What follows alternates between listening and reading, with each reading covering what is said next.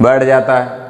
गद्दी पर बैठने के बाद इसने क्या किया, विक्रमादित्य की उपाधि धारण की। शकों को परास्त करने के बाद, शकों को पराजित करने के बाद इसने क्या किया, विक्रमादित्य की उपाधि धारण की और शकों को पराजित करने के कारण, शकों को पराजित करने के कारण इसे शकारी भी कहा जाता है, इसे शकारी भी कहा जाता है। और चंद्रगुप्त द्वितीय को ही विक्रमादित्य के नाम से भी जानते हैं। चंद्रगुप्त द्वितीय को विक्रमादित्य के नाम से भी जाना जाता है। चंद्रगुप्त द्वितीय न्याय के लिए एक प्रसिद्ध शासक था। चंद्रगुप्त द्वितीय, या हम ऐसे कह सकते हैं चंद्रगुप्त द्वितीय न्यायप्रिय शासक था।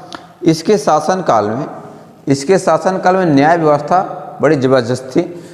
जब ये स्वयं न्याय करता था, न्याय करते समय ये पत्थर के सिंहासन पर बैठता था। न्याय करते समय ये पत्थर के सिंहासन पर बैठकर न्याय करता था। इसी के समय में चीनी यात्री फाहियान, चंद्रगुप्त द्वितीय के शासनकाल में चीनी यात्री फाहियान इसी के यहाँ आता है। फाहियान ने एक पुस्तक लिखी जिसका नाम है फो क्यों की। फाहियान की पुस्तक का नाम फो क्यों की। इसके बाद इसके दरबार में नवरत्न थे। चंद्रगुप्त द्वितीय के दरबार में नवरत्न थे, जिनमें से एक का नाम था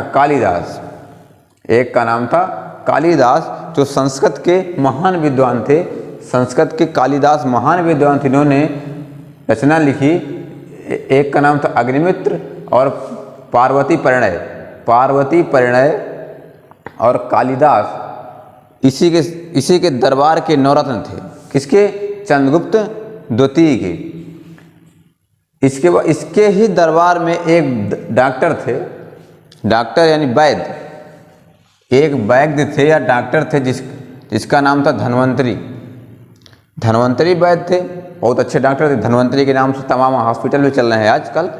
तो धन्वंतरी वैद्य चंद्रगुप्त द्वितीय के दरबार के नवरत्नों में से एक थे।